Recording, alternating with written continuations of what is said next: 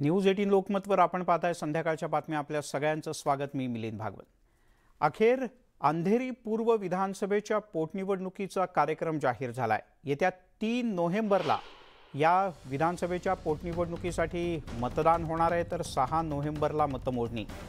14 ऑक्टोबरपर्यंत उमेदवारी अर्ज दाखल करण्याची शेवटची तारीख असेल।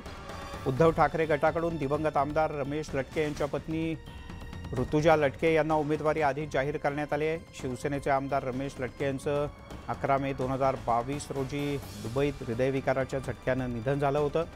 तर शिंदे गटाकडून ही जागा आपल्याकडे घेतल्यानंतर आता भाजप निवडणूक प्रचारासाठी सज्ज झाले आहे। भाजपकडून मुरजी पटेल हे निवडणुकीच्या रिंगणात आहेत। दरम्यान पोटनिवडणूक जाहीर झाल्यामुळे वादात सापडलेलं धनुष्यबाण चिन्ह ठाकरे गटाकडून लढणाऱ्या ऋतुजा लटके यांना मिळणार का, हे पाहणं महत्त्वाचं आहे। धनुष्यबाण चिन्हावर बंडखोरी केलेल्या शिंदे गटाकडून सुद्धा इथे हक्क सांगण्यात आलाय आणि याचा वाद सध्या निवडणूक आयोगाच्या दारात आहे। त्यामुळे येऊ घातलेल्या पोटनिवडणुकीच्या आधी निवडणूक आयोग धनुष्यबाण चिन्हाच्या बद्दलचा निर्णय घेणार का, हे पाहणं महत्त्वाचं आहे।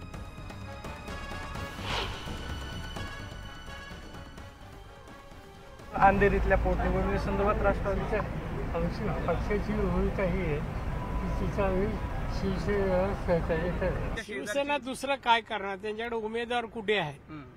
सगळे उमेदवार लोकप्रतिनिधी आले शिंदेकडे, त्यामुळे कोण राहिला नाही। आता भावनिकतेचा विचार करून लढवायचा म्हणतात, पण लोक सुज्ञ आहेत, भावनिकतेवर मतदान करणार नाहीत, तर विकासाला मतदान करणार, प्रगतीला मतदान करणार, कायदा सुव्यवस्था जे सरकार ठेवू शकतं अशा सरकारच्या पक्षाला मतदान करणार।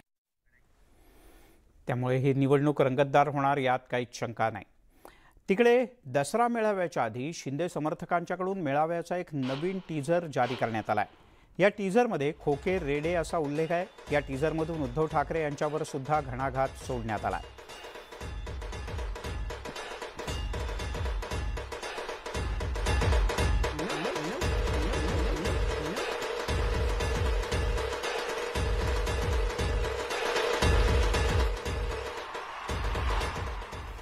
दसरा मेळाव्यावरून राज्यात राजकारण रंगलंय। त्यातच